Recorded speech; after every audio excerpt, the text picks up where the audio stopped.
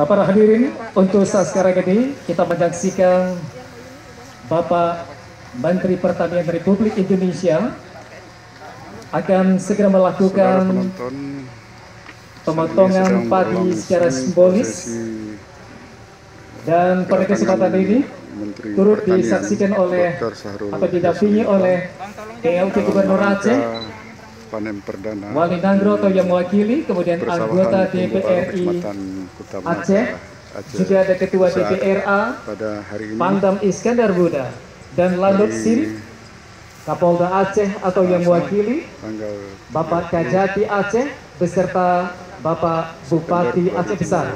2020.